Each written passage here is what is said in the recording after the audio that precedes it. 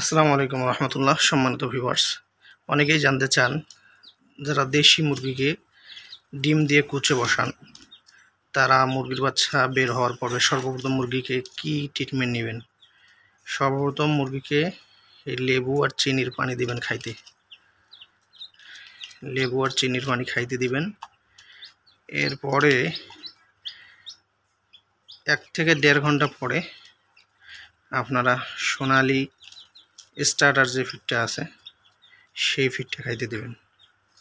আমি এই বাচ্চাগুলোকে লেবু এবং চিনির পানি দিছি, এরা এখন আধা ঘন্টা খাবে।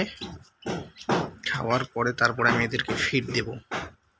এগুলো হচ্ছে ইউরোপিয়ান শর্ট সিল্কির বেবি, আমি দেশি মুরগি দিয়ে ফুটাইছি।